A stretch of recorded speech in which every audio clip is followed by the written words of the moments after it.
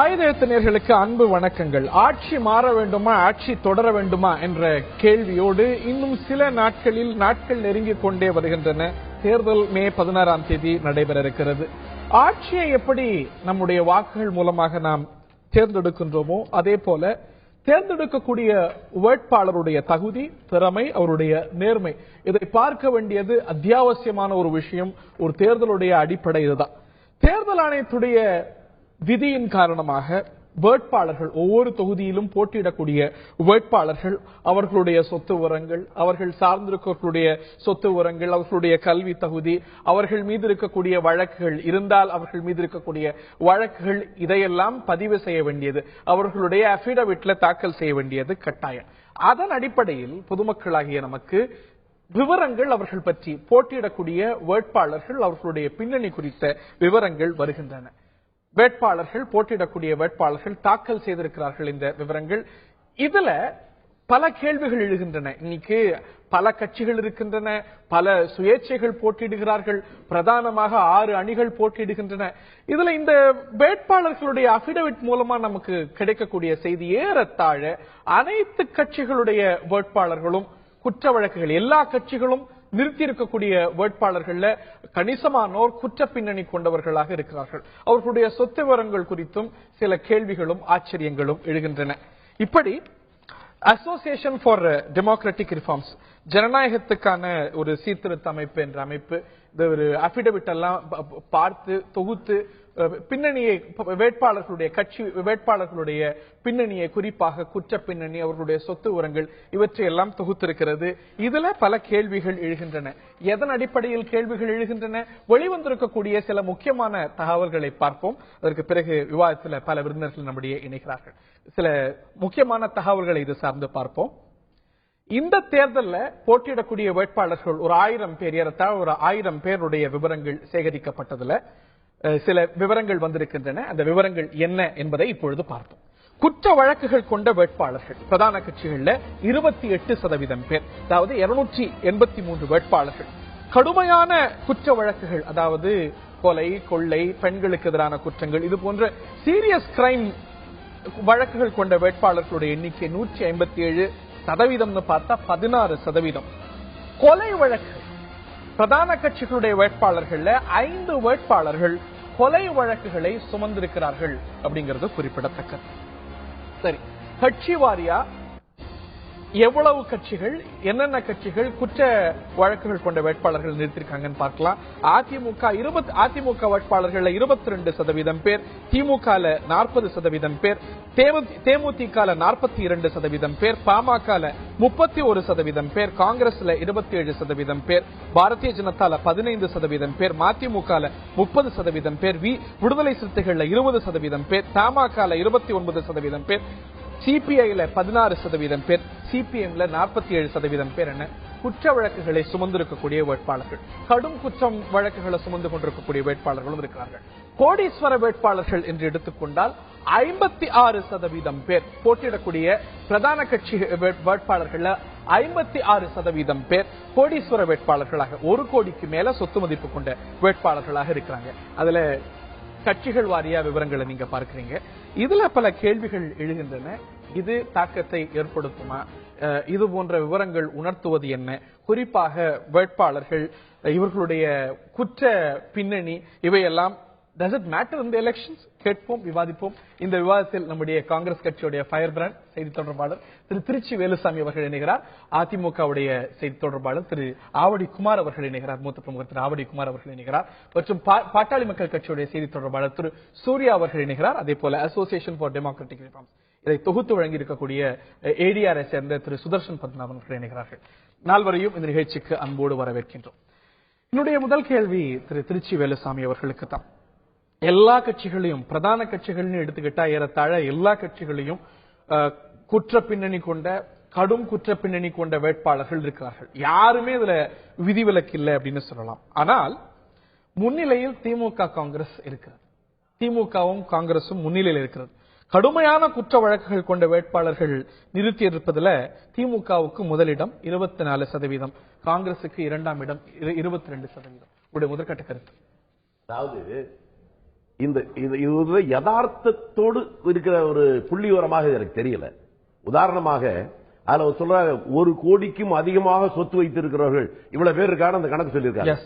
1 கோடி என்பது என்ன என்பதையே தெரியாமல் அவர்கள் சொல்லியிருக்கிறார்களோ நான் நினைக்கிறேன். இந்த சென்னையில் இருக்கக்கூடிய டி நகர்ல இருக்கக்கூடிய ஒரு இடத்துல ஒரு 60க்கு 40 ஒரு கிரவுண்ட் இடம் இன்னைக்கு 10 கோடி 15 கோடி போகுது. அப்ப 1 கோடிக்கு என்ன மரியாதை? அது இல்ல. ஒன்று. இரண்டாவது, கோடீஸ்வரனாக இருப்பதே குற்றம் அல்ல, நிச்சயம் இல்ல. கோடீஸ்வரனாக இருந்து அரசியலுக்கு வந்து தன்னுடைய சொத்துக்களை அழித்தவர்கள் பல பேர் இருக்கிறார்கள். அவர்களை யாரும் கோடீஸ்வரர்களாக ஆகுவது கேள்வி எழுப்பு. அதைத்தான் நான் சொல்றேன். நான் என்ன சொல்ல வரேன்னா, இந்த புள்ளி விவரத்தை தருகிறவர்கள் இந்த மக்களுக்கு நல்ல செய்தியை உணர்த்துவதுதான் அவருடைய நோக்கம் என்றால், கோடீஸ்வரர்களாக வந்து அரசியலுக்கு வந்து பதவிக்கு வந்ததற்கு பின்னாலே தன்னுடைய சொத்துக்களை இழந்தவர்களை பற்றி மக்களுக்கு சொன்னால் அந்த நல்ல எண்ணம் அவர்களுக்கு உருவாகும் படிக்கிறவர்களுக்கு. ஆனா பாமரனாக இருந்து பதவிக்கு வந்தவுடனே பல கோடிகளை சேர்க்கிறவனை பற்றி அவன் பெரிய மனிதனை போல காட்டுகிற இந்த புள்ளி விவரங்கள் பயணம் தராது. அதோட குற்ற பின்னணி என்பது அதுல ரொம்ப ஆழமா பார்க்க வேண்டியிருக்கு. குற்றம் என்றால் எது? உதாரணத்துக்கு பகத்சிங் செய்தது குற்றம், சட்டம் சொன்னது, தூக்கில் போட்டாங்க. நாம் குற்றம் என்று ஒப்புக்கொள்கிறோமா? இல்ல. பல குற்றவாளிகள் சட்டத்திலிருந்து வெளியே வந்திருக்கிறார்கள். பல நிரபராதிகள் வெளியே வருவதற்கு வாய்ப்பு இல்லாமல் சிறையிலே வாடிக்கொண்டிருக்கிறார்கள். அதைத்தான் ஒரு புது கவிஞர் சொன்னான், நியாயத்தின் சமாதிகளை நீங்கள் கண்டதுண்டா? எங்கள் ஊரில் அதற்கு பேர் நீதிமன்றங்கள் என்றார். அதனால் நான் இந்த புள்ளி சொன்னதுல யதார்த்தங்கள் நிறைய இருக்கிறது. கோடீஸ்வரர்கள் எல்லாருமே தவறானவர்களானா இல்ல. இன்னைக்கு பல பேர் யதார்த்தமா கோடீஸ்வரராக இருக்க முடியுது. நிறைய பேர் பெரும் கோடீஸ்வரர்கள் ஆன பிறகு அரசியலுக்கு வந்திருக்கிறாங்க. உங்க கட்சியிலும் உண்டு. ஆனா ஒரு குற்றத்தை பொறுத்த வரைக்கும் நீங்க அரசுக்கு எதிராக போராட்டம் நடத்துவது, அதுல கூட அன்லாஃபுல் அசம்பிளி இந்த மாதிரியான வழக்குகள் எல்லாம் பதியப்படும். அதெல்லாம் நிச்சயமா நீங்க சொல்வது போல அரசியல் ரீதியான குற்றச்சாட்டுகள். ஆனால் கொலை, கொள்ளை, பாலியல் ரீதியான குற்றச்சாட்டுகள் இவையெல்லாம் சீரியஸ் கிரைம்ஸ். அதை சுமந்து கொண்ட வேட்பாளர்கள் இருக்கிறார்கள். அதைத்தான் நான் சொல்றேங்க. இதே தமிழக சட்டமன்றத்தில் அசம்பிளிக்குள்ள போய் வேட்டியை கழட்டி காட்டினவன் அடுத்த தேர்தலில் 10,000 ஓட்டு அதிகம் வாங்கி ஜெயித்தான் என்றால் அதுக்கு யார் காரணம்? அவன் காரணமா? தவறானவர்களுக்கு வாக்களிப்பதே வாடிக்கையாக எப்பொழுது ஒரு வாக்காளர்கள் போகிறார்களோ அங்கே இப்படிப்பட்ட பிரதிகள் தான் வருவாங்க. பிரதான கட்சிகள் தொடர்ந்து அப்படிப்பட்டவர்களை நிறுத்தினால் ஓட்டு போடுறீங்க. நீங்க நல்லவனுக்கு யார் ஓட்டு போடுறீங்க? முன்னுதாரணமா இருக்க வேண்டியது. முன்னுதாரணமா தான் இருக்கிறோம். இருந்தா நீங்க அதனாலதான் தொடர்ந்து தோத்துக்கிட்டு இருக்கோம். இல்லங்க, காங்கிரஸ் கட்சி ஒரு மூத்த பாரம்பரியம். நீங்க சொல்லிட்டீங்க, எனக்கு பதில் சொல்ல விடுங்க. இதே தமிழ்நாடு வரலாறுல ஓமாந்தூரார், குமாரசாமி ராஜா, ராஜாஜி, காமராஜர் இப்படி முதல் மந்திரி இருந்தாங்கல்ல, ஆட்சிக்கு வருகிற போதும் அவருக்கு இருக்கிற சொத்து கூட ஆட்சியை விட்டு இறங்குற போது இல்ல. அவர்களாம் தோக்கடிச்ச இந்த மக்கள் தானே. ஆனா பகிரங்கமாக பாக்கெட்ல ஒண்ணுமே இல்லைன்னு சொல்லி பதவிக்கு வந்ததற்கு பின்னால கோடி கோடியாக கொள்ளையடித்தவர்களை இங்கே பெரிய தெய்வத்தை போல சித்தரித்து வாழ்கிறார்களே, அதற்கு என்ன காரணம்? ஒரு நீதிமன்றத்தில் இவர் குற்றவாளின்னு சொன்னா மனிதனை, தெய்வத்தை மனிதன் தண்டிக்கலாமா என்று போஸ்ட் அடிச்சு ஒட்டி ஊர் பூரா கலாட்டா பண்ணது யாரு? ஆப்பிரிக்கால இருந்து கலாட்டா பண்ணானா? அமெரிக்கால இருந்து கலாட்டா பண்ணானா? இந்த மனோநிலை எப்படி? உங்களோட மனநிலையோட பார்வையாளர்கள் அநேகம் பேர் ஒத்துப்போவாங்க, அதுல மாற்று கருத்து இல்ல. ஆனா அதற்கு நீங்க எந்த அளவுக்கு விதிவிலக்கா இருக்கீங்கிறதா என்னுடைய கேள்வி. கடுமையான குற்றச்சாட்டுக்கு உள்ளானவங்க, கொலை வழக்குகள் சுமந்து கொண்டிருப்பவங்க, why place them as candidates in the first place? அவங்களையே முன்னிறுத்தணும். நீங்க யாரை சொன்னீங்கன்னா நான் விளக்கம் சொல்லலாம். கேபிபி சாமி மீது கொலை வழக்கு, கடத்தி கொலை முயற்சி இந்த வழக்கு இருக்கிறது. அதே போல திருச்சியில நீங்க ஸ்ரீரங்கத்தில் நிறுத்திருக்கக்கூடிய பழனியாண்டி மீது கொலை வழக்கு இருக்கிறது. உங்க கூட்டணி வேட்பாளர். அதாவது கொலை வழக்கு இருப்பதாலேயே அவர்கள் குற்றவாளிகள் என்றோ? நான் தான் முதல்ல சொன்னேன். இன்றைக்கு சிறையிலே ஆயுள் தண்டனை கைதியாக 25 ஆண்டுகளிலே சிறையில் இருக்கிறவன் எந்த தவறுமே செய்யாதவன் என்ன காட்ட முடியும்? இந்த வழக்குகள் நிரூபிக்கப்பட்டவங்க சொல்றேன். நீதிமன்றம் என்பதே இன்னைக்கு ஆக்ஷன் விட்டு விலைக்கு வாங்குற இடத்துக்கு போயிடுச்சு. பொதுவா சொல்றீங்களே தவிர இல்ல, பொதுவா நான் திரும்ப சொல்றேன், உங்களுக்கு சீட்டு கிடையாது அப்படிங்கிற நிலைப்பாட்டை ஏன் கட்சிகள் எடுக்க மாட்டேங்குது? ஏங்க அதைத்தாங்க நான் சொல்ல வர்றேன். மக்கள் அந்தந்த ஊர்ல இருக்க மக்கள் இருக்கான்ல, நான் தேர்தல் நிக்கிறேன், நான் யார் யோக்கியனா அயோக்கியனா கடந்த கால வரலாறு என்ன அந்த மக்களுக்கு தெரியும் இல்ல? நீங்க நிறுத்தின அப்புறம் தெரியும் சார். முதல்ல நிறுத்தாங்க. நான் அதைத்தான் நான் சொல்றேன். தேர்தலிலே ஒரு கட்சி வேட்பாளரை நிறுத்துகிற போது யோக்கியனை, நாணயமானவனை, தியாகியை, அர்ப்பணிப்பு மனோபாவம் உள்ளவனை அவனை நிறுத்தினால்தான் இந்த மக்கள் ஓட்டு போடுவார்கள் என்கின்ற ஒரு நிலை இருக்கிற போது எல்லா கட்சியும் நல்லவர்களை தேடி போகும். அதுக்கு ஒரு உதாரணம் சொல்றேன். அப்படிப்பட்ட நல்லவர்கள் ஒரு நல்ல விஷயத்தை சொல்ல வர போது நீங்க தடுக்கிறீங்க. இதே ஒரு வாடிக்கையா போச்சு. என்னன்னு இல்ல, மக்களுக்கு சொல்றதுக்கு நல்ல விஷயத்தை சொல்றேன். ஒரு மனிதர், அவருக்கு சொந்தமா ஒரு குடிசை கூட கிடையாது. அவரை காமராஜர் தேர்தலில் நிறுத்துவதற்காக திருநெல்வேலி மாவட்டத்தில் அம்பாசமுத்திரத்துக்கு தேடி போறார். அவருக்கு ஜாதிய பின்னணி கிடையாது, 1% ஓட்டு கூட கிடையாது. கோமதி சங்கர் தீட்சர் ஒரு பேரு.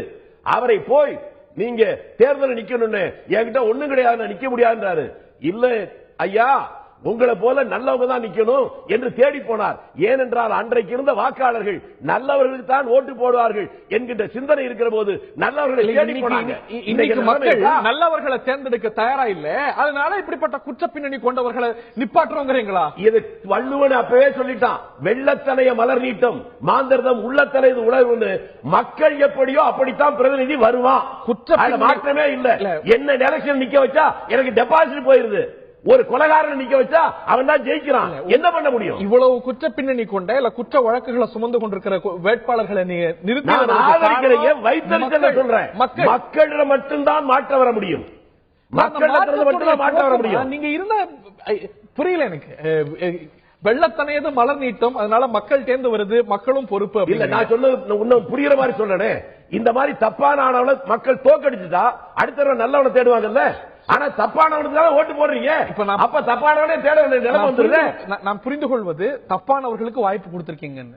நாங்க கொடுக்கல, மக்கள் அவர்களைத்தான் ஆதரிக்கிறான்னு அவருடைய பழைய ரெக்கார்டு வந்திருக்கீங்க. காமராஜரை தோக்கடிச்சான், கக்கரை தோக்கடிச்சான், ராமையாவை தோக்கடிச்சான். இந்த மக்கள்கிட்ட யார போய் நிறுத்துவீங்க? யோக்கியம் நிறுத்த முடியுமா? அதனால யோக்கியம் நிப்பாட்டல இல்ல. நான் அதை சொல்லலைங்க. நீங்க திரும்பி தப்பாவே போறீங்க. நீங்க எங்க கட்சியுடைய வேட்பாளர் வசந்தகுமார் பத்தி சொல்றாங்க. அவர் என்ன அரசியலுக்கு சம்பாதிச்சாரா? இல்ல. சம்பாதிச்சதுக்கு பின்னால இந்த பணத்தை அரசியலுக்கு செலவு பண்றவர் முதலிடத்தில் இருக்கிறார். சம்பாதிச்ச அவர் நேர்மையா சொத்தை சொல்லிட்டார். கட்சியிலையும் நாகப்பட்டினம், கிள்ளியூர், கடவுர், கொலைச்சல் ஆகிய தொகுதியுடைய வேட்பாளர்கள் மேல கொலை முயற்சி உள்ளிட்ட வழக்குகள் இருக்கு. யார் மேல கொலை முயற்சி உள்ளிட்ட வழக்குகள் இருக்கு. நீங்களா என்ன வேணாலும் அதிகாரத்துல போடலாம். நீங்க சொல்ல சார், அவங்களுடைய அபிடவிட்ல அவங்க வழக்கு இருந்தா இருக்குன்னு சொல்றான்.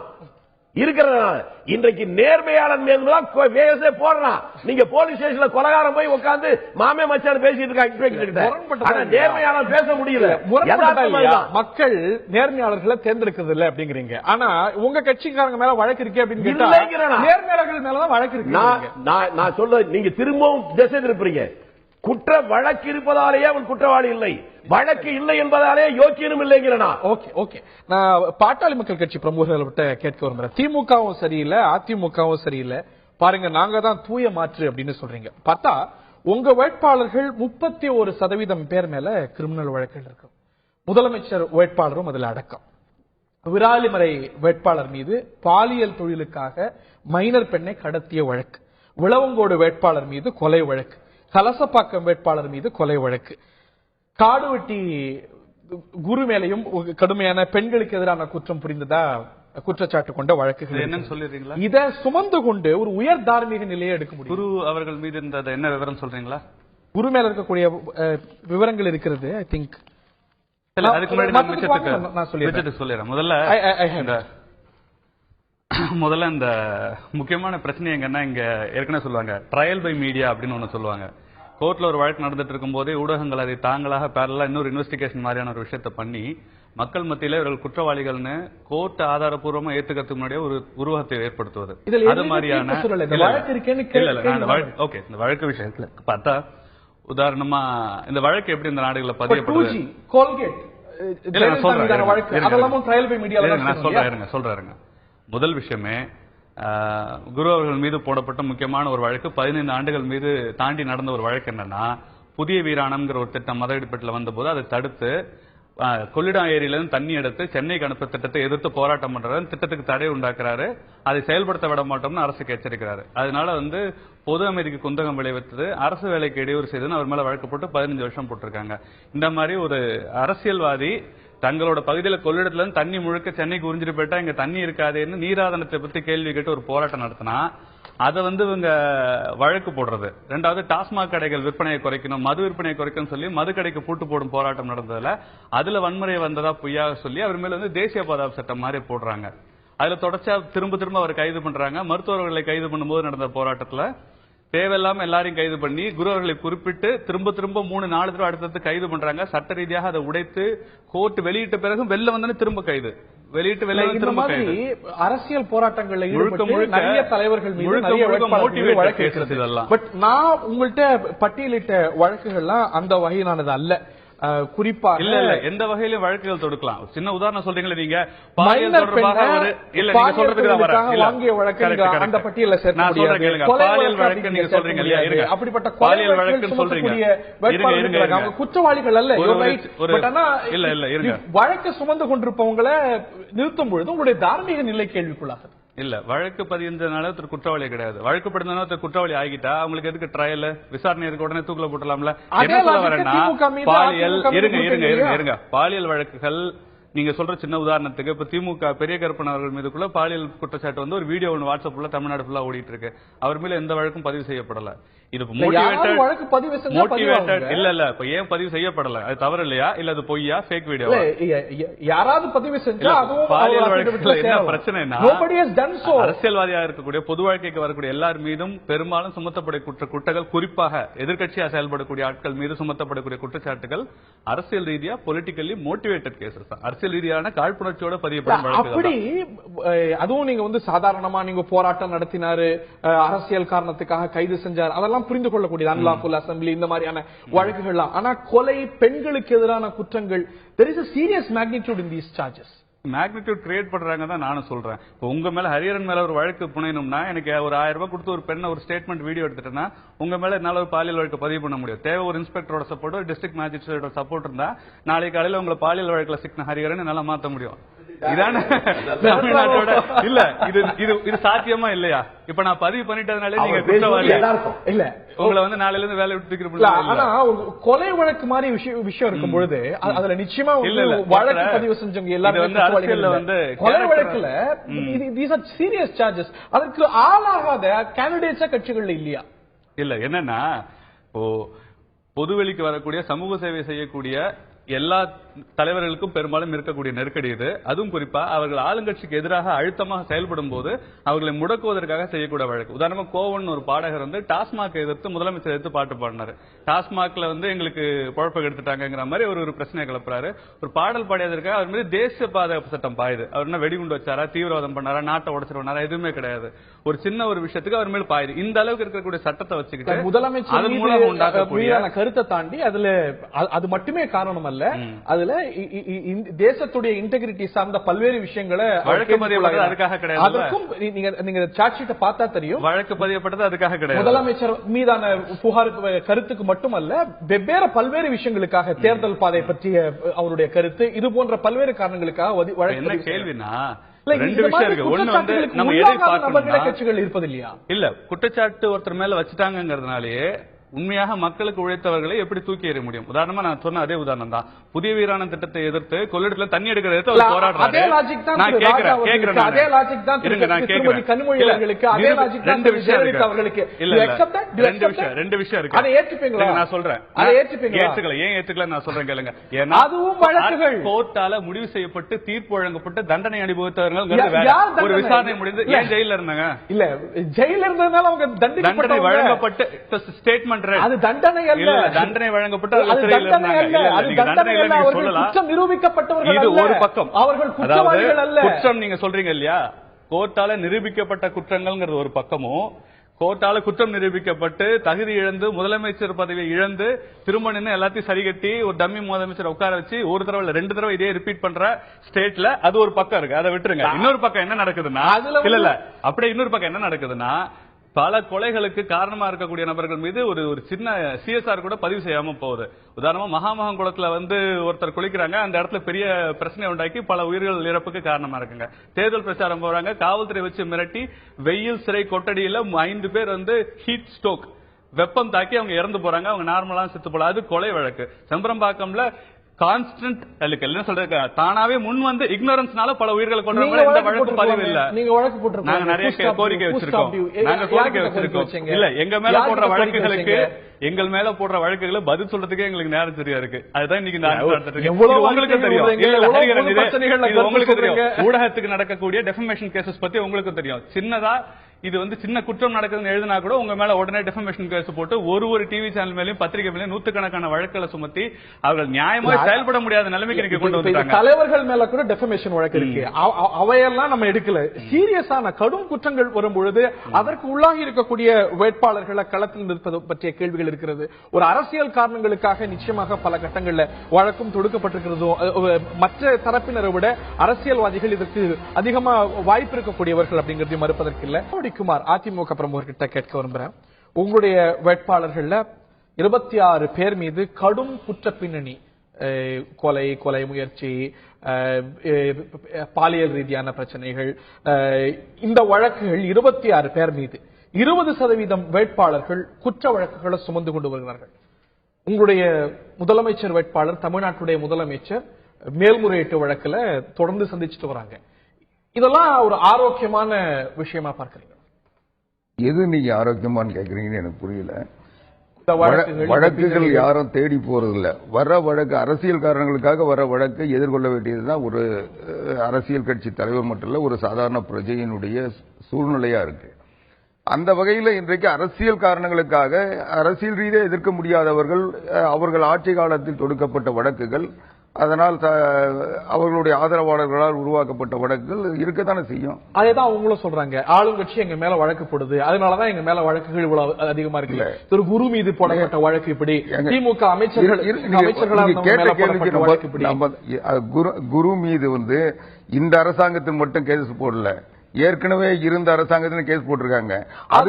அதுக்கு முன்னால் அவர் அரசியல் வர்றதுக்கு முன்னே அவர் மேல கிரிமினல் வழக்கு இருக்கு. அதனால குரு வந்து இன்னைக்கு திடீர்னு அவர் மேல வழக்கு வந்துருச்சுன்றதெல்லாம் வந்து, அதாவது அரசியல், அவர் தீவிர அரசியல் ஈடுபடாத காலத்தில் அவர் மீது கிரிமினல் வழக்குகள் இருக்கு. அதுக்கு பிறகு தொடர்ந்து எல்லா ஆட்சி காலங்களிலும் எல்லா ஆட்சிகளிலும் அவர் மேல வழக்கு போட்டிருக்காங்க. அதிமுக பிரமுகர் மீது ஒரு குற்றச்சாட்டு வச்சு முடியும். நீங்க வந்து அரசியல் காரணத்துக்காக போடப்பட்ட வழக்குன்னு உங்களுடைய வேட்பாளர்கள் வழக்கு சொல்லுவீங்க, திமுக அப்படி சொல்லும், பாமக ஒண்ணு சொல்லும், எல்லாருக்கும் ஒரு வழக்கு உண்டு. நீங்க நான் எல்லாருக்குமான வழக்குகளை பத்தி நான் பேசல. நீங்க முதலமைச்சர் மேல சொன்னீங்க, அதுக்காக நான் சொன்னேன். மற்றவர்கள் அவங்க வந்து எந்த வகையான சூழ்நிலையில் அந்த வழக்குகள் வந்ததுன்னு அவங்க தான் விளங்க சொல்ல முடியும். ஆனா அந்த வழக்குகள் இருக்குன்னு சொல்லியிருக்காங்க. இன்னும் முதலமைச்சர் மீதான வழக்கு ஒரு கட்டத்தில் தண்டிக்கப்பட்ட வழக்கும் கூட. ஏங்க தண்டிக்கப்பட்ட வழக்க நீங்க சொல்றீங்க, நீங்க அப்பீல் வந்து தண்டனையிலிருந்து விடுதலை பண்ணி இன்னொரு நீதிமன்றம் உத்தரவு போட்டிருக்காத, நீங்க தண்டனை கொடுத்த நீதிமன்றத்தினுடைய தீர்ப்பை ஏத்துக்கிறீங்க. அதுக்கு பிறகு அதை விட உயர்ந்த மேல் நீதிமன்றம் விடுதலை பண்ணிருக்க, அதை ஏத்துக்க மாட்டீங்களா? பூச்சியோ கோல்கேட்டோ ஹெலிகாப்டர் விஷயமோ தீர்ப்பே வரல, ஆனா அது ஊழல், இவங்க எல்லாம் குற்றவாளிகள் நீங்க முத்திர குத்துறீங்க. அது இந்தியாவினுடைய அரசமைப்பு சட்டப்படி அங்கீகரிக்கப்பட்ட சிஏஜி சொல்லுது, நாங்க சொல்லல. இழப்பு சொல்லுது, ஊழல் சொல்லல. சிஏஜி இவ்வளவு இழப்பு, அந்த இழப்புக்கு காரணம் இவங்க, அதனாலதான் வழக்கு போடணும்னு உச்ச நீதிமன்றம் சொல்லிச்சு. உச்ச நீதிமன்றம் டைரக்ஷன் கொடுத்து அதனுடைய நேரடி பார்வையில் வழக்கு நடக்குது. யாராவது குற்றவாளிகளா நிரூபிக்கப்பட்டாங்க? குற்றவாளிகள் நிரூபிக்கப்பட்டார்களா இல்லையான்றது இல்லைங்க. குற்றவாளிகள்ன்றதுனாலதான் அவங்கள ராஜாவை வந்து எதுக்கு பதவி விட்டு நீக்கினாங்க? ராஜாவை எதுக்கு பதவி விட்டு நீக்கினாங்க? உச்ச நீதிமன்றம் எதுக்கு அவரை பதவி விட்டு நீக்க சொல்லிச்சு? அக்ரி கிருஷ்ணமூர்த்தி எதற்காக பதவி விட்டு நீக்கினாரு? மாதவரம் மூர்த்தி, நீங்க மாதவரம் அக்ரி கிருஷ்ணமூர்த்தி எதுக்கு பதவி விலகினாரு? நாங்க சொல்லி விலகினாரு. உச்ச நீதிமன்றம் சொல்லி ராஜா விலகினாருங்க. நீங்க அதையும் எப்படி கம்பேர் பண்றீங்க? கொஞ்சம் கூட வந்து யோசிக்க மாட்டீங்களா? ராஜா வந்து உச்ச நீதிமன்றம் அவரை தொடர்ந்து பதவியில் இருக்கக்கூடாதுன்னு சொன்னதுக்கு பிறகு, அதுக்கு பிறகு திமுக தலைவர் கருணாநிதி சொல்லி அவர் விலகினாரா இல்லையா? இல்ல டிஸ்மிஸ் பண்ண வேண்டிய நிலைமை வரும்னு சொன்னது பிறகுதான் விலகினாரு. குற்றவாளியா? குற்றவாளியா நான் சொல்லல, குற்றவாளியா இல்ல. அவர் மேல வந்து சிஏஜி குற்றம் சாட்டு தந்திருக்கு. உச்சநீதிமன்றம் அதை விசாரிக்கணும் சொல்லியிருக்கு. அந்த விசாரணையில வந்து இருக்க சொல்ல அவர் பதவியில தொடரக்கூடாதுன்னு உச்சநீதிமன்றம் சொல்லியிருக்கு. அது அரசியல் ரீதியான குற்றச்சாட்டு அவர் சொல்றேன். நான் பழிவாங்கப்பட்டேன் அவர் சொல்றாரு. அவருடைய உரிமைங்க, அவருடைய உரிமை,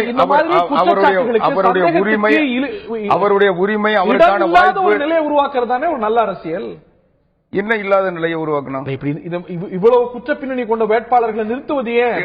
இன்னும் சொல்ல போனா தமிழ்நாட்டில் 234 தொகுதியில் அதிக வேட்பாளர்கள் இருந்தது அனைத்து இந்திய அண்ணா திராவிட முன்னேற்ற கழகம். ஆனால் இந்த குற்ற பின்னணி உள்ளவர்கள் குறைவான வேட்பாளர்கள் உள்ள கட்சி அதிமுக தான். அதனால மற்றவர்களை விட நாங்க வந்து அதுல ஓரளவுக்காவது குறைவாதான் இருக்கிறோம். அதனால நீங்க இதே குற்றச்சாட்டு சொல்றீங்களா? அன்புமணி மேல 2 சிபிஐ வழக்கு இல்லையா? அவர் ஜாமீன் வாங்கிட்டு வெளியே இல்லையா? இன்னைக்கு நீதிமன்றத்தில் ஜாமீன்ல தானே இருக்காரு. இன்னைக்கு நீதிமன்றத்தில் ஜாமீன்ல தானே இருக்காரு. அவர் குற்றவாளி. ஊழல் சார்ந்த வழக்கு. மருத்துவ கல்லூரியில் மோசடியான மருத்துவக் கல்லூரிக்கு அனுமதி கொடுத்து மருத்துவர்கள்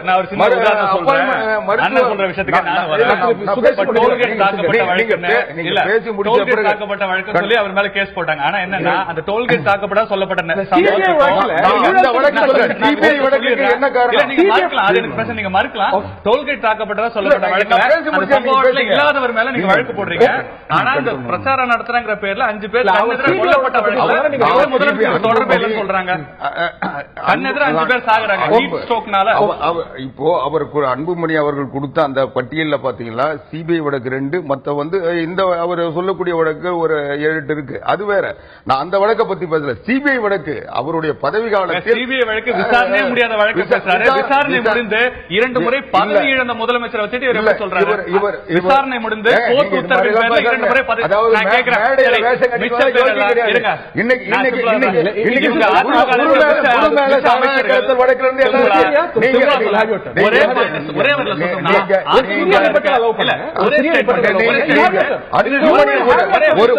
ஊழல் உச்சம் மருத்துவ மாணவர்களை உருவாக்குகின்ற மருத்துவ காசுக்காக ராஜா வந்து கோர்ட்டால விளக்கப்பட்டார்னா முதலமைச்சர் 2 முறை கோர்ட்டால விளக்கப்படலையா? சூர்யா உங்களோட டர்ன்ல பதில் சொல்லுங்க. நிச்சயமா இதுக்கு சேர்த்து சொல்லிட்டோம். முதலமைச்சர் 2 முறை கோர்ட்டால விளக்கப்படலையாங்கிறதுக்கும் மிஸ்டர் குமார் முடிச்சிருங்க. அதாவது முழுக்க அன்புமணி தன்னுடைய பதவியை தவறாக பயன்படுத்தி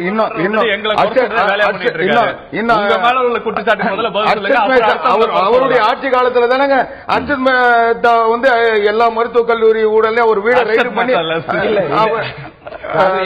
நிரூபிக்கப்படாத ஒரு நிலையில தான் இருக்கு. அவருடைய மருத்துவக் கல்லூரி ஊழல்ல அவர் வீட்டுல ரைடு நிரூபிக்கப்பட்டதா இல்ல? மாணவர்களுக்கு உச்ச நீதிமன்றம் வந்து இவருடைய வழக்கை தள்ளுபடி பண்ணி ஆதாரம் இருக்குன்னு சொல்லி வழக்கு. அரசியல் கட்சிகளை பொறுத்த வரைக்கும் எல்லா அரசியல் கட்சிகளும் எல்லா தருணங்களையும் எடுக்கக்கூடிய லாஜிக்கு தான். உங்கள் மீது வழக்கு இருக்கிறது, இது அரசியல் ரீதியானது. மற்றவங்க மீது அது உண்மையானது.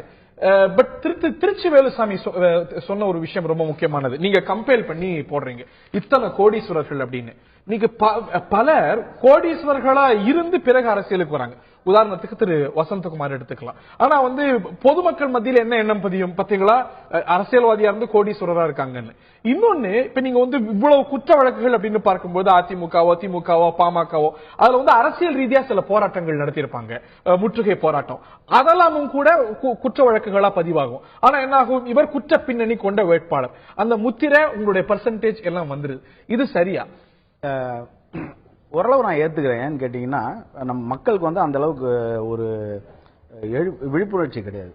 அதனால என்ன பண்றோம்னா நீங்க வந்து சும்மா 2 பேஜ் தான் பாக்குறீங்க. நாங்க 186 பேஜ் இது ரிப்போர்ட் கம்பைல் பண்ணிருக்கோம். அதுல பாத்தீங்கன்னா ஒரு செக்ஷனுக்கும் வந்து பாத்தீங்கன்னா என்னென்ன தண்டனை, எதுக்காக தண்டனை, எந்த மாதிரியான குற்றம் எல்லாங்கிறது விலாவாரியா. அதனால பாத்தீங்கன்னா கிட்டத்தட்ட 150 பேஜ் இந்த குற்றத்தை பின்னாடியை பத்தி தான் நாங்க வந்து செஞ்சிருக்கோம். அதனால நீங்க வந்து ஒருத்தரை வந்து வேணும்னே அவரை பத்தி குற்றம் சாடுறது அந்த மாதிரி எண்ணம் கிடையாது. இன்னொன்னு, அரசியல் 3 பேரும் அரசியல் கட்சியை சேர்ந்தவங்க தான். அவங்க யாராவது வந்து நாங்க நல்ல நெக்ஸ்ட் அடுத்த வந்து நல்லவங்களே நிறுத்துவோம்னு சொல்றதுக்கு அவங்க யாருக்கும் மனசு இல்ல. நீங்க ஃபர்ஸ்ட் நீங்க தார்மீகத்தை பத்தி பேசுனீங்க. இன்னைக்கு வந்து எந்த அரசியல் நல்லவங்க கெட்டவங்க சப்ஜெக்ட் இல்ல. இன்னைக்கு ஒரு அரசியல் போராட்டம் நடத்தினவங்க, முற்றுகை போராட்டம் நடத்தினவங்க, குற்ற வழக்கு சுமக்கக்கூடியவங்க.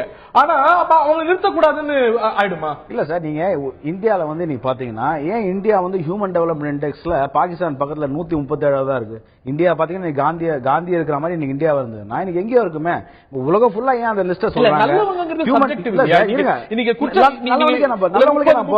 40% இருக்காங்கன்னா அதுல கணிசமானவங்க அரசியல் ரீதியான வழக்குகள் குற்றச்சாட்டு சொல்லுவாங்க.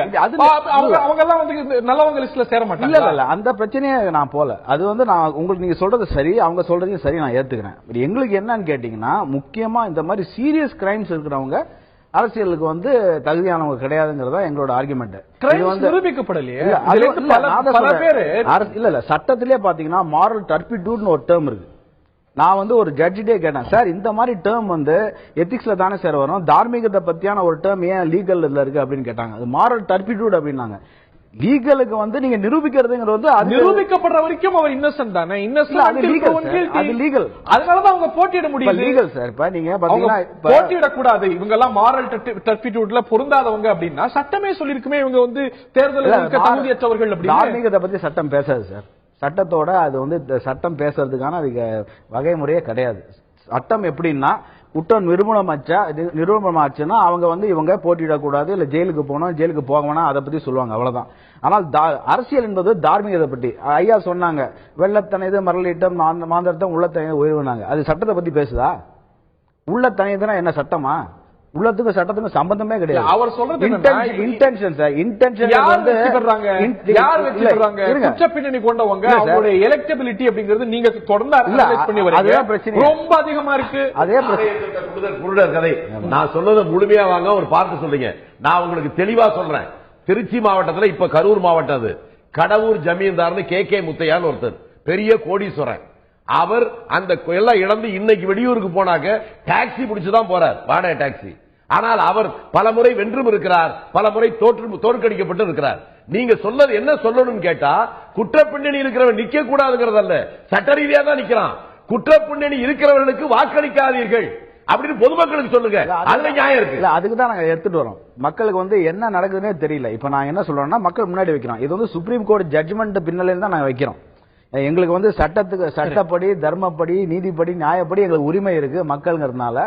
மக்களோட நாங்க என்ஜிஓ ஒரு வந்து பப்ளிக் ஆர்கனைசேஷன், ஒரு நான் கவர்மெண்டல் ஆர்கனைசேஷனோட கடமையை, சிவில் சொசைட்டிங்கிறது வந்து அரசாங்கம் மற்றும் மார்க்கெட்டுக்கு எதிர்த்தாப்புல வந்து நம்ம வந்து செய்ய வேண்டிய வேலை. அதுவும் அபிடவிட்ல அவங்க தாக்கல் செஞ்ச விவரங்களை இது பண்ண முன்னாடி வந்து எதுவுமே கிடையாது சார். மக்கள் முன்னாடி வைக்கப்படக்கூடியது. அவங்க வந்து இதை வந்து வகை பார்த்து எது சரி, எது அரசியல் ரீதியானதுன்னு பிரிச்சுக்கிறதுக்கு எது வந்து கடும் குற்றம் அப்படிங்கறத அவங்க பார்த்து முடியும். இந்தியா வந்து உலகத்துல ஒரு ஊழல் மிக்க நாடு சொல்றாங்க. இப்ப இவங்க சொல்றதெல்லாம் பார்த்தா இந்தியா வந்து பாலம் தேனும் ஓடி அப்படியே எல்லாரும் வந்து காந்தி அடுத்து இருக்கிற மாதிரி சொல்றாங்க. அது உண்மையா? அவ்வளவுதான் கேள்வி. திரு குமார் அவர்கள்ட்ட கேட்கணும். மற்றவற்றையும் நான் கேட்கணும். இப்போ சில வேட்பாளர்களுடைய சொத்து மதிப்பு உயர்வோ இல்ல அவங்களுடைய வருமானம் உயர்வோ கேள்விக்குள்ளாகுது, இல்ல பல சமயங்கள் ஆச்சரியத்துக்கு அளிக்குது. இதுல வந்து விதிமீறல்கள் இல்லாம இருக்கலாம், ஆனா இயல்பா ஒரு வாக்காளருக்கு ஆச்சரியம் எழுகிறது. உதாரணத்துக்கு அமைச்சர் கோகுலேந்திரா அவர் மற்றும் அவருடைய கணவர் 2011 அவங்களுடைய சொத்து வரும் அப்படின்னு பார்த்தா 56 லட்சம். 2016 66.3 கோடியா மாறுது. அவங்களுடைய வருமானம் 2009-10 கணக்குப்படி பார்த்தா 4.6 லட்சம். 2014 இருவருடைய வருமானம் அப்படின்னு பார்க்கும்போது 80 லட்சமா மாறுது. சோ இயல்பா ஒரு ஆச்சரியம் ஏற்படுது. எப்படி அப்படிங்கிற கேள்வி வாக்காளருக்கு எழாதா? இல்ல, அவங்க வந்து அதையும் கணக்கா தான் கொடுத்திருக்காங்க, இதையும் அவங்களாதான் தெரிவிச்சிருக்காங்க. முறையான கணக்கு இருக்கிறதுனாலதான் அவங்க தெரிவிக்க முடியுது. அதனால அவங்க வந்து பர்சனல் இப்போ சாதாரணமா ஒரு வியாபாரிகள் எத்தனையோ பேர் இருக்காங்க, அவங்களுடைய வருமானம் உயருது. அவங்க என்ன தொழில் செய்யறாங்க, எந்த வருமானம்ன்றத அவங்க தான் விளக்க முடியும். அது வந்து ஏன் உயர்ந்தது ஏன் உயர்லன்றதுக்கு நம்ம ஒரு தேர்தலுக்கும் இன்னொரு தேர்தலுக்கும் ஒரு இவ்வளவு பெரிய ஸ்பைக். நான் ஒரு சின்ன உதாரணம் தான் சொன்னேன். எல்லா கட்சிகளிலும் இந்த மாதிரி வேட்பாளர்கள் இருக்கிறாங்க. எல்லா கட்சிகள் மட்டும் இல்ல, எல்லா தனி மனிதர்களுடைய வருவாயும் உயர்ந்திருக்கு. ஒரு தனி மனிதர் தொழில் செஞ்சு உயர்த்தலையா? இன்னைக்கு வந்து இந்தியாவோட வேற அரசியல்வாதிகளை தவிர வேற யாருக்கும் வருமானம் உயரலையா?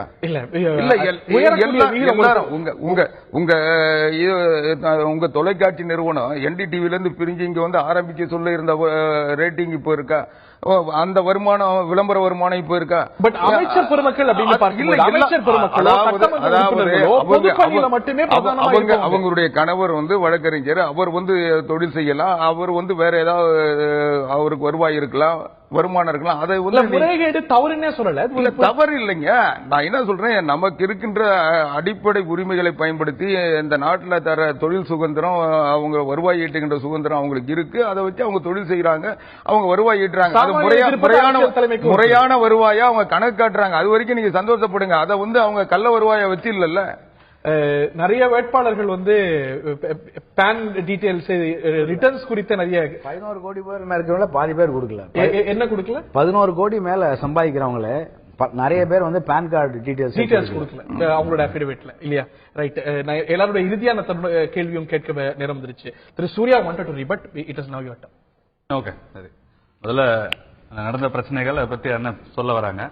என்னோட கருத்து என்னன்னா, அந்த முதலமைச்சர் வேட்பாளர் மீது ஒரு குற்றச்சாட்டு வைத்திருக்கிறார். நீங்க வந்து மத்தவங்க மீது புரிஞ்சுக்கலாம். எல்லா கட்சியிலும் எல்லா வேட்பாளர்களுக்கு உதாரணத்துக்கு குற்றப்பிரிவு எடுத்துக்கிட்டா சிபிஎம் மாதிரி எல்லாராலையும் மதிக்கப்படக்கூடிய ஒரு சிம்பிளிசிட்டியை ப்ரீச் பண்ணக்கூடிய பார்ட்டின்னு சொல்லக்கூடிய அவங்கள்ட்டே ஒரு 47% பேர் குற்ற வழக்குகள் சுமந்து கொண்டிருக்கிறாங்க. ஆனா ஒரு தலைமை அப்படின்னு பார்க்கணும், முதலமைச்சர் வேட்பாளர் மீது மற்றவர்கள் எல்லார் மீதும் ஊழல் குற்றச்சாட்டு வைக்கிறார் டாக்டர் அன்புமணி. அவர் மேல ஒரு வழக்கு இருக்கு இல்லையா? It could be proven otherwise. That's a different thing. சரி, என்ன விஷயம்னா, 2 உதாரணங்கள் எடுத்துக்கிறேன். ஒன்னு வந்து டோல்கேட் தாக்கப்பட்ட வழக்குல சம்பந்தம் இல்லாத இடத்துல அவர் இல்லவே இல்லாத ஒருத்தர் மேல வழக்கு போடுறாங்க. அன்புமணி அவர்கள் ஒரு முதலமைச்சர் வேட்பாளர், கட்சி இளைஞரணி தலைவர், நின்று ஒரு டோல்கேட்ல நான் 20 ரூபாய் கொடுக்க மாட்டேன் பிரச்சனை பண்ணாரு. சிபிஐ வழக்கு. சிபிஐ வழக்குக்குமே நான் சின்ன ஒரு உதாரணம் சொல்றேன். இப்போ வந்து ஒரு மருத்துவக் கல்லூரிக்கு அனுமதி கொடுத்துட்டாங்க. அனுமதி இல்ல, புதுப்பித்தல். முதல் ஆண்டுக்கு அனுமதி ஏற்கனவே முந்தைய அரசுல கொடுக்கப்பட்டு அது ஒரு புதுப்பிச்சு கொடுக்கிறாரு. அந்த புதுப்பிச்சு கொடுத்ததுல ப்ரொசீஜரல் டிஃபெக்ட். இவர் வந்து அவருக்கு செக்ரட்டரி சைன் பண்ணி இவருக்கு வரதுக்கு முன்னாடி இந்த 123 ஆர்டர் 321 ஆர்டர் சைன் ஆயிருந்துங்கிறதா ப்ரொசீஜரல் டிஃபெக்ட். இது சுப்ரீம் கோர்ட்டும் இதில் தவறு இல்லைன்னு அவர் கையெழுத்து போட்டு அடுத்த வாரம் சொல்லிருச்சு. ஒண்ணு. ரெண்டாவது விஷயம், ஒரு பாக்குற பொதுமக்கள் எப்படி சிம்பிளா பாப்பாங்கன்னா, ஒரு சுகாதாரத்துறை அமைச்சரா இருக்கிறவரு புகையிலையை வந்து இந்தியா முழுக்க வந்து பொது இடத்துல தடை செய்யறாரு. அதனால 60% மேற்பட்ட புகையிலை விற்பனை, சிகரெட், பான், குட்கா வந்து விற்பனை படுக்குது. பல லட்சம் கோடி ரூபாய் அந்த தொழிலுக்கு வந்து நஷ்டம் உண்டாகுது. தான் பதவியில் இருக்க கடைசி நாள் வரைக்கும் அந்த இறுதியா போராடி நிறுத்துறாரு. அதற்காக ஒருவர் இருங்க, நான் என்ன சொல்றேன், ஒரு ஊழல் பண்ணணும் முடிவு பண்ணிட்டா ஒரு கல்லூரி அனுமதி கொடுத்து அதுல வந்து ஊழல் பண்ணணுமா? பல லட்சம் கோடி ரூபாய் வாய்ப்புள்ள இடத்தை போராடி ஒரு மொத்த டொபாக்கோவை எதிர்த்து போராடி மக்கள் நலனுக்காக நிக்கக்கூடிய ஒரு மனுஷன் ஒரு காலேஜ் பர்மிஷன் கொடுத்து அதுல சில்லறதரமா காசு எடுத்துறான்னு சொல்றது எவ்வளவு கேவலம் இருக்கு. மக்கள் பார்த்து என்ன நினைப்பாங்க? ராஜா அவர்களும் அப்படிதான் ஒரு விளக்கம் கொடுக்கறாரு. நான் டெலிடென்சிட்டி அதிகரிச்சேன், ஒரு பொது நலத்துக்காக செஞ்சேன். இல்ல volume of money that we speak about 1 லட்சம் இல்ல, நான் அத சொல்றேன் திரும்ப. டொபாக்கோ லாபிங்கிறது, tobacco is a $1 trillion business இந்தியால. பல ஆயிரம் கோடி ரூபாய், பல லட்சம் கோடி ரூபாய், பல கோடி ரூபாய் பிசினஸ் இருக்கக்கூடிய டொபாக்கோ லாபி எதிர்த்து போராடி அதை விற்பனை கொண்டு குறைக்கிறவரு டொபாக்கோ லாபியோட சமரசத்துக்கு போயிருந்தா, சின்ன உதாரணம், ஒரு டொபாக்கோ லாபியோட ஒரு சின்ன சமரசத்துக்கு போயிருந்தா இந்த ஒரு காலேஜ் அனுமதியில கொடுக்கறது எத்தனை பங்கு வந்திருக்குன்னு பொதுமக்கள் யோசிக்க மாட்டாங்க. அதே போன்ற ஒரு விளக்கத்தை எல்லா சொல்ல முடியும். அதை எப்படி ஏத்துக்க முடியும்? ஒவ்வொரு குற்றச்சாட்டுக்கும் ஒரு விளக்கமும் சேர்ந்து இருக்கிறது. முடிவெடுக்கக்கூடிய இடம் நிச்சயமா கோர்ட் தான், ஸ்டுடியோஸ் இல்ல. நிச்சயமா ஏத்துக்கிறேன். திருச்சி வேலுசாமியுடைய இறுதியான கருத்து. முதல்ல ஒரு தார்மீக வருத்தத்தை பதிவு செஞ்சீங்க. உங்க கட்சி குறித்த ஒரு ஸ்பெசிபிக்கான கேள்வி எழுப்பும் போதும் கூட இது வந்து ஒரு பொதுவான ஒரு அரசியல் பிரச்சனையா நீங்க பார்த்தீங்க. இன்னைக்கு ஒரு கம்பல்ஷனா மாறிடுச்சோ? இன்னைக்கு வந்து ஒரு பெரும் கோடீஸ்வரர்களை நிப்பாட்டுவது, இல்ல ஒரு குற்ற பின்னணி கொண்ட ஒரு விஷயத்துல ஒரு ஸ்ட்ரிக்டா கராரா இருக்க முடியாது. ஏன் இது சார்ந்த ஒரு சட்ட திருத்தத்தை வரைக்கும் காங்கிரஸ் அரசு செய்ய போயிடுச்சு. ராகுல் காந்தி வந்து கிழிச்சு போட வேண்டியதா போச்சு. சோ இன்னைக்கு ஒரு இன்னவிட்டபிள் ஈவலா மாறிடுச்சோ? இது வந்து அவ்வளவு சீரியஸா எடுத்துக்க வேண்டாத ஒரு நிலைமை அரசியல். மீண்டும் மீண்டும் என்னுடைய கருத்துல நான் சமரசமே செஞ்சுக்க மாட்டேன். இதற்கு மாற்று என்பது மக்கள் மத்தியிலிருந்து மட்டும்தான் வர முடியும். இதே தமிழகத்துல நான் முதல்ல சொன்ன பட்டியலிட்டேன். முதல்ல ஓமாந்தூரார் ஒரு விவசாயி, இரண்டாவது குமாரசாமி ராஜா பெரிய கோடீஸ்வரர், அதற்கப்புறம் ராஜாஜி சாதாரண மிடில் கிளாஸ்ல இருந்து வந்தவர், அதுக்கடுத்து காமராஜர் எந்த ஒரு வசதி வாய்ப்பும் இல்லாதவர். கோடீஸ்வரனா கோவனாண்டியா என்பது அல்ல, அவர்கள் எப்படிப்பட்டவர்கள், நேர்மையாளர்களா, நேர்மையாளராக இருந்தால் ஆதரிப்பது, தவறானவர்கள் எதிர்ப்பது அப்படிங்கிற மனோநிலையே மக்கள் வந்தால்தான் இது முடியும். இந்த சட்டமன்றத்திலே எளிமையான பல வேட்பாளர்கள் சட்டமன்றத்துக்கு போக முடிய நிலைமை இருக்குதானே செய்யுது. பாலபாரதி போன்ற சட்டமன்ற உறுப்பினரை தேர்ந்தெடுத்தது தமிழ்நாட்டு மக்கள் தான். அவங்க கோடீஸ்வரர். எங்க விதிவிலக்கு விதிகள் அல்ல, விதிவிலக்குகள் விதிகள் அல்ல. நான் என்ன சொல்றேன், இன்னைக்கு இருக்க சட்டம் என்ன இருக்கு, நானே அதுக்கு ஒரு உதாரணம். எமர்ஜென்சி பீரியட்ல நான் தங்கியிருந்த விடுதியில வந்து ஒரு 50 போலீஸ் என்ன புடிச்சிட்டு போய் என் மேல கொலை சதி வழக்குன்னு போட்டாங்க. வழக்கு இருப்பதாலேயே அவன் கொலைகாரன் அல்ல. நிச்சயமா இல்ல. அதே போல பல வழக்கு இருக்கு. இன்னைக்கு கூட திருச்சியில் இருக்கக்கூடிய முன்னாள் அமைச்சர் வேறு என் கண்ணுக்கு முன்னால சிறை வாசல்ல அங்க இருக்கிற சிறை காவலர் அவரை கேவலப்படுத்தினான். அந்த நேரத்தில் ஒருத்தர் சைடுல இருந்து ஒருத்தர் சத்தம் போட்டான். அதுக்காக சிறை காவலரை தாக்க முயற்சி தான் அவர் மேல இன்னைக்கு வழக்கு இருக்கு. அவர் அதை குறிச்சிருக்கிறனால அவர் குற்றவாளியா இல்ல. இன்னைக்கு தமிழ்நாட்டுடைய சட்டம் எப்படி இருக்குன்னு கேட்டா, தெலுங்குல ஒரு பழமொழி உண்டு, தொருக்கின்றே தொங்கலாடு, துறக்க போத்தே துறவாடுமா. மாட்டிக்கிட்டா திருடன், தப்பிச்சுக்கிட்டா தலைவன். தப்புறதுக்கு என்ன வழி மட்டும் பார்த்துட்டு இருக்காங்க. அதில் சாமர்த்தியமாக தப்பிவிட்டால் அவனை பெரிய தலைவன் என்று சொல்லுகிறார்கள். தப்ப முடியாமல் அப்பாவியாக மாட்டிக்கொண்டால் அவனை போட்டு மிதிப்பதே வாடிக்கையாயிருச்சு. இதிலிருந்து ஒரு சமூகத்திலே ஒரு மாற்றம் வர வேண்டுமானால் அந்த மாற்றம் என்பது கட்சியை கடந்து, சின்னத்தை கடந்து, மற்ற எல்லாவற்றையும் கடந்து, எந்த கட்சியாக இருந்தாலும் எவன் நேர்மையாளனோ, எவன் நாணயமானவனோ, எவன் ஒழுக்கமானவனோ அவனுக்கு ஓட்டு போடுகின்ற அந்த எண்ணிக்கை, அந்த சதவீதம் வாக்காளர் மத்தியிலே உயருமானால் அதற்கு பின்னாலே இந்த பொது வாழ்க்கை புனிதம் காப்பாற்றப்படும். எல்லாரோட இறுதியான கருத்தும் கேட்க வேண்டிய நேரம். டாக்டர் நீங்க அதை ஏத்துக்கிறீங்களா? அவர் சொல்றதெல்லாம் உண்மை. ஆனா ஏன் அவங்க செய்ய மாட்டேங்கிறாங்க? அதான் பிரச்சனை. நல்ல ஆட்களை நிறுத்தலாம் இல்லையா? இன்னைக்கு குற்றப்பத்திரிகை வேட்பாளர்கள் மட்டும் இல்ல, மற்ற அது இல்லாத வேட்பாளர்களும் நிக்கிறாங்க. தேர்ந்தெடுப்பது மக்கள். ஜனநாயகத்துல எல்லாரும் நம்ம எல்லாமே மக்கள் தானே சார். அதை திருப்பி நான் அவர் திருக்குறளுக்கு தான் வரேன். திருக்குறள் நீங்க படிச்சீங்கன்னா அவர் சொல்ற கருத்து என்ன சொல்றாருன்னா எல்லாருமே அப்படிதான் இருக்கணும்னு சொல்றாரு. தோத்து அரசியல்வாதி மட்டும் இருக்கணும் இல்ல மக்கள். நீங்க புரிஞ்சுக்கிட்டு பேசுங்க. இந்த மாற்றம் என்பது யாரும் முதலமைச்சராகவோ அமைச்சராகவோ ஓடி போய் சேர்ல உட்காரல. மக்கள் ஓட்டு போட்டு உட்கார்றாங்க. நீங்க சொல்ல மக்கள் அதை மாறணும்னு நான் சொல்றேன். நீங்க அது தவறுகிறீங்க. 2011 இப்ப அதிமுக நிறைய பேர் உள்ள வந்தாங்கல்ல, அவங்களுக்கு சொத்து எவ்வளவு இருந்தது? நல்லவங்களா தானே உள்ள வந்தாங்க அப்படின்னு வச்சு போட்டாங்களா? இல்ல இன்னைக்கு எவ்வளவு சொத்து ஏறி இருக்கு நான் கேக்குறேன். அவங்க குற்ற பின்னணி என்ன இருக்கு எல்லாமே நான் கேக்குறேன் இல்லையா? அப்ப நீங்க அரசியல் கெடுக்குதா அரசியல்வாதிகளை? அப்ப அந்த மாதிரி இருக்கவங்க தான் இங்க பிழைக்கிறாங்க. அதனால அரசியலை சரி பண்ணுங்க. நீங்க அரசியல்வாதிகள் அரசியல சரி பண்ணா மக்கள் சரி பண்ணா அவன் அன்றாடம் காட்சியா இருக்கான். அவன் தண்ணி இல்ல இதெல்லாம் சொல்லிட்டு இருக்கான். நாங்க சர்வே எடுத்தோம், அதுல பாத்தீங்கன்னா தண்ணி இல்ல, கரண்ட் இல்ல, ரோடு இல்ல, வேலை இல்ல போகிட்டு இருக்கான். அவன் அரசு விவசாய தற்கொலை பண்ணிக்கிறான். அவன்கிட்ட போய் நீ வந்து ஓட்டு போடியா ஒழுங்கானா அவன் 1000 கோடி வரிவாய்க்கு வச்ச கூண்டாய்க்கப்படியில போய் வசூலிக்க முயற்சி பண்ணல. வெறும் சில ஆயிரங்கள் கடன் தர வேண்டிய விவசாய அடிச்சு உதைக்கிற போது உங்களை போன்ற பெரிய படித்தவர்கள் பட்டதாரிகள் அதுக்கு குரல் கொடுத்தீங்களா? இறுதியான நீங்க கொடுத்தீங்களா? சொல்லுங்க. நாங்க கொடுத்தோம். உங்களை போன்றவர்கள் துணிநாட்டில் இங்கிலீஷ் பேசிட்டு வெறும் புள்ளிவரை மட்டும் கொடுப்பதில்லை, மக்களுக்காக போராட தெருவுக்கு வரணும். திருக்குமார் இறுதியான கருத்து. ஹூண்டாய் கம்பெனில வசூல் பண்ணாம விட்டது காங்கிரஸ் ஆட்சி தான். சரி,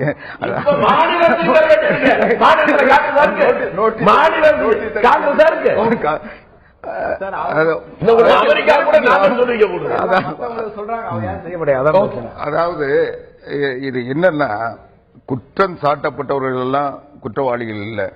ரெண்டாவது, குற்றம் சாட்டுவதற்கு எல்லாரும் சொன்ன போல ஆளுங்கட்சி மட்டும்தான் குற்றச்சாட்டுகளையோ அல்லது குற்ற பின்னணியோ உருவாக்க முடியுன்றதில்ல.